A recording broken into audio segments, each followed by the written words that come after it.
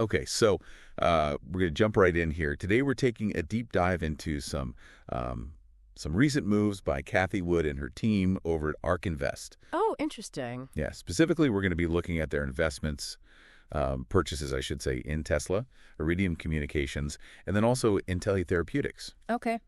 And to do this deep dive, we've got this article from The Motley Fool published just yesterday, March 21st, 2025. So fresh off the press here. And I think the goal today is really to try to understand why are they making these purchases, especially when we consider kind of the state of the current market and what the analysts are even saying about these companies. Yeah, no, I think you're right. Whenever you have someone like Cathie Wood, who's known for her focus on these growth stocks, making these kind of moves, it is definitely worth a deep dive to see, what they might be thinking, and especially given that the article is talking about how, she's known for bargain hunting when there's a downturn in the market. And that seems to be kind of the context here. They're talking about cascading share prices. So, maybe this is presenting some good entry points for investors that are looking long term. Right. And these weren't just sort of like small dips either. I mean, Some of these were pretty big moves. Let's kind of quickly get everyone up to speed on the companies that we're actually talking about here. So Tesla, obviously everyone knows, the electric vehicle leader. Right. Then you've got Iridium Communications. They're a little bit more niche. They specialize in those satellite communication services. And then finally, Intellia Therapeutics. Now, these guys are in the gene editing space, really cutting edge. So we've got three very different sectors, all seeing investment from Ark. Let's start with Tesla. What's been happening there recently? So, yeah. The article basically lays out that Tesla's stock has really taken a pretty big hit. I mean, it's dropped more than half of its value. Wow. Yeah, since it hit that all-time high. And the article even specifically mentions that it was, about 3 months ago, around the time of the November presidential election. Okay, so pretty big correction. Yeah, definitely a big correction. And the article brings up a really, I think, interesting point beyond just, the normal market forces that are happening. They're talking about how Elon Musk, obviously the CEO, has really become a prominent political figure since that election. Oh, interesting. And there's even some speculation that this, might be hurting the brand internationally and even alienating some stateside drivers. So I don't know. I think it's really fascinating when you see these kinds of outside factors influencing a company's stock, not just their products and services. Yeah, no, I think you're right. That's definitely, it adds complexity for investors to consider. For sure. Right.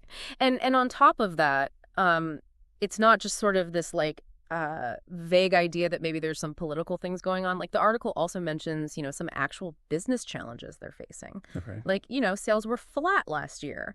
And that comes after like a decade of them having, double-digit growth. So, I mean, that's a pretty critical moment when, they've had this amazing run. Right. And now all of a sudden it's just, flat. It kind of makes you wonder, is this a hyper growth stock anymore? Or are we starting to see them transition into something that's a little bit more, mature and cyclical? Yeah. And I think that perception shift is a big part of why the stock's down. Yeah. It's not just politics. Right. It's also the fact that they missed Wall Street's profit estimates. And they did that in 3 of the last 4 quarters. So, if you're an investor, you start to get a little bit nervous. Yeah, absolutely. You're not seeing the performance that everyone was anticipating. So we've got a stock that's down, facing some headwinds. Why is Cathie Wood looking at this now? Right. I mean, is there something that, maybe she knows that we don't? Well, what's interesting is that the article does actually suggest that there's this expectation that things could be turning around. Right. So despite the recent struggles, the market actually seems to be anticipating that Tesla is going to get back to double-digit growth this year. Wow. And they highlight a few catalysts, like some things that are kind of on the horizon that could drive this recovery. Okay, so what are these like game changers? Well, one of the first things they mention is that Tesla is actually going to start producing more affordable vehicles. Okay. And that's supposed to start in the second quarter. So, that makes sense, right? If they can make their cars a little bit more accessible, that could really boost their sales. Yeah. And it could help them reach a much broader range of customers. Yeah, absolutely. I mean, bringing that price point down, especially with how expensive EVs have been, I think, would really, really open them up to a lot of new customers. Yeah. What's the second point? The second catalyst they mention is, they're talking about this Cybercab robotaxi business that Tesla has been kind of teasing. Right. And apparently that's on track to start volume production next year. So, I mean, that's potentially huge, right? Yeah, that's a big deal. I mean, we've been hearing about robotaxis for, forever, it feels like. But if it's actually launching at scale next year, that could really change how we think about transportation, right? Yeah, exactly. Yeah. And then the third factor they talk about is it has to do with their existing vehicles. Okay. Right. So they're saying that Tesla's, they're making all these advancements in their self-driving platform, and they're doing it through these over-the-air upgrades. So basically, they're constantly improving the cars that people already own. Okay. And that not only makes those vehicles more valuable, it also helps Tesla kind of stay at the forefront of this whole autonomous driving revolution. Right. Yeah, that makes sense. So they've got sort of this near-term outlook that's maybe a little bit brighter than some people would think. And then the article talks about these long-term plays, right? Like the Optimus robots. Yeah. That's a little bit more, further out there. It almost sounds like science fiction, robots that are going to do your household chores. But the article basically suggests that, eventually this could be a whole new market for Tesla. Yeah. And it could even help them, sort of balance out the cyclical nature of the auto industry. So, I mean, that's a very long-term vision. Yeah, I mean, that's way, way down the road. But I think it speaks to, how Cathie Wood thinks, right? She's not just looking at next quarter. She's thinking about, like, the long game, What are the technologies that are really going to be transformative 10, 20 years from now? Yeah, I mean, and she's not alone in this. The article actually mentions that there's an analyst, Under Shepard at Cantor Fitzgerald, who upgraded Tesla from neutral to bullish. Okay. And this was just this past Wednesday. And I have to think that this was probably one of the things that influenced Wood to buy more shares on Thursday. Right.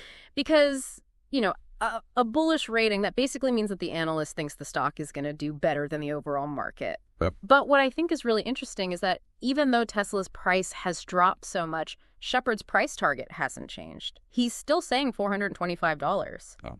And right now, Tesla's trading around $248. Okay. So, I mean, that's an 80% upside. He's basically saying that, the market isn't really reflecting the true value of Tesla. That's a pretty strong statement.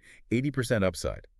So that gives us a pretty good picture of why Tesla might be looking interesting again, even with some of these challenges that they're facing. Now let's shift gears a little bit and talk about Iridium Communications. So the article kind of presents a slightly different situation with them, right? Yeah. It's definitely a little bit different. So Iridium, they started the year really strong. Okay. They were up 20% year to date just a month ago. But the article says they've given all those gains back. Oh, wow. And if you look over the past year and a quarter, they've lost a third of their value. So, I mean, that's a pretty significant reversal. Yeah, that's a big change in direction. Yeah. Now, the article also mentions that they have a good customer base, right? Right. Like 2.5 million billable subscribers. Yeah. And that's growing. They're up 8% year over year. So that sounds pretty positive. Why is the stock doing so poorly? Well, the article highlights this issue with their revenue growth. So, they are adding subscribers, but that's not really translating into big revenue increases. Right. They've only had 1 year of double-digit revenue growth in the past 6 years. And then when you look at their guidance for 2025, they're only projecting like 5% to 7% service revenue growth. So, I mean, that's pretty slow. And I think that makes investors nervous. Yeah, it does seem like there's kind of a disconnect there. Like, you're adding all these customers, you would think the revenue would be going up more significantly. I wonder, is there something about their pricing, or maybe the mix of their subscribers is changing and they're just not making as much money off of each one? Right. And you have to wonder if maybe that's why Cathie Wood is increasing her stake. Like, maybe she sees something that the market doesn't. Maybe she believes that their infrastructure gives them a really strong position and that they're going to be able to find ways to, monetize those subscribers better in the future. Okay. Maybe through new services or partnerships. Yeah, that's an interesting point. It could be that there's something on the horizon that we're just not seeing yet, but she's kind of anticipating. Yeah. And that actually kind of ties in with what one of the analysts is saying. So the article mentions this guy, Mathieu Robillard from Barclays, and he actually lowered his price target on Iridium last week. Oh, wow.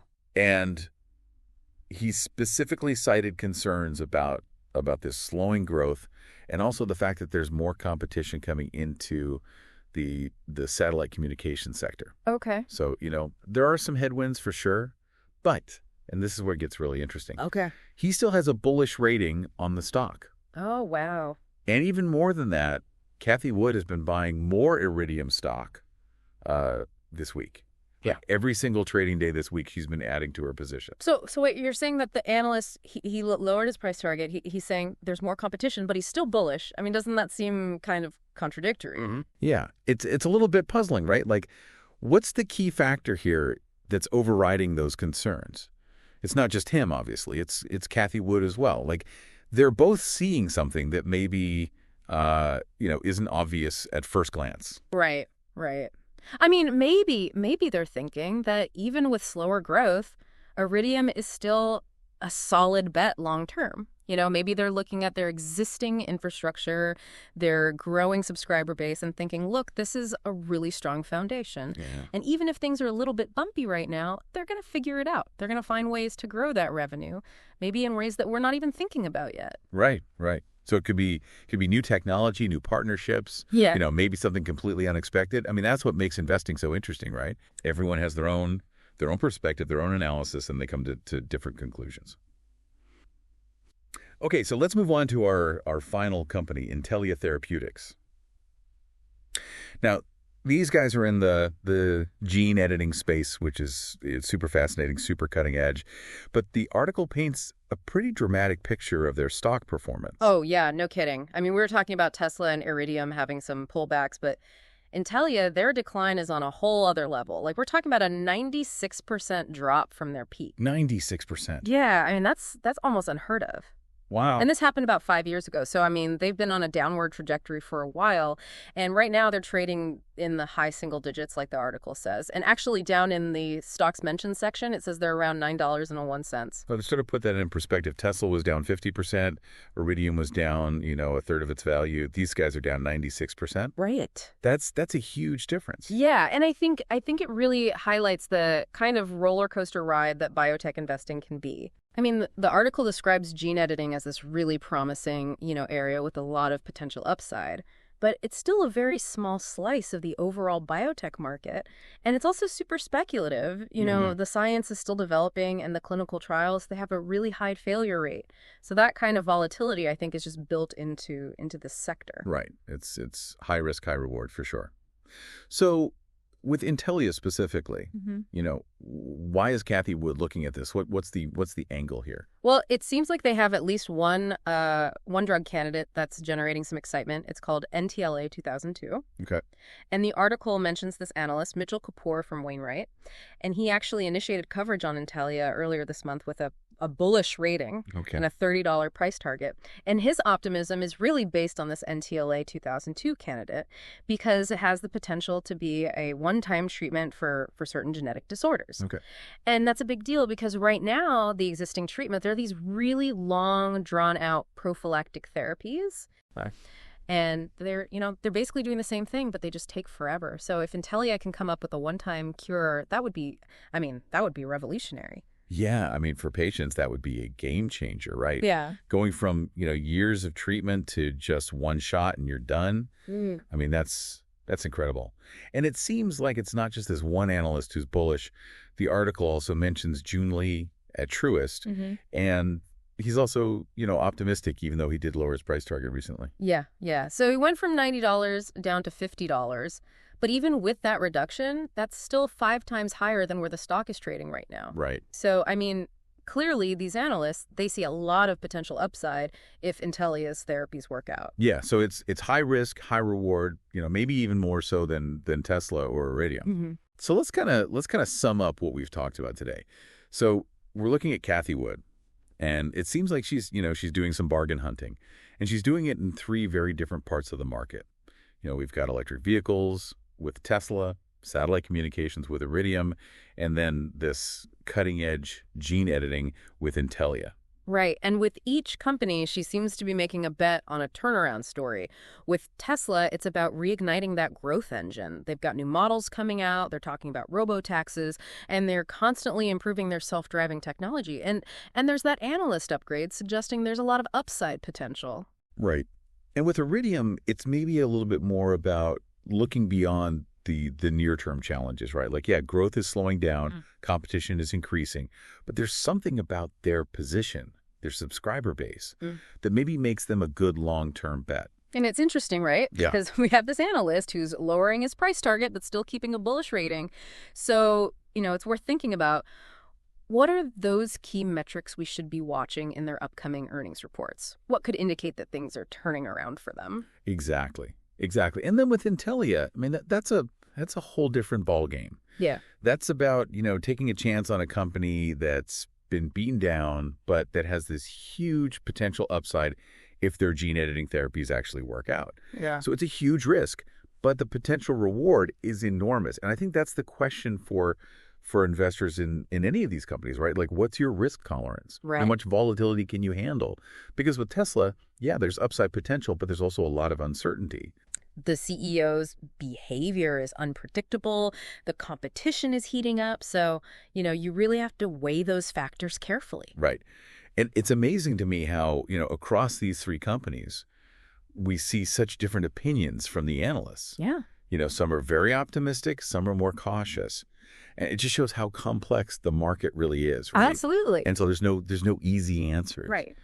So, what we've talked about today, it's really just a starting point. Yeah. And I think it raises a bigger question, beyond just these specific stocks. Like, what do these investments by Cathie Wood, someone who's known for picking these big growth winners, what does it tell us about the future of these industries? Right. Like, are electric vehicles really going to be as dominant as everyone thinks? Yeah. Is satellite communication going to become even more important as we get more and more connected?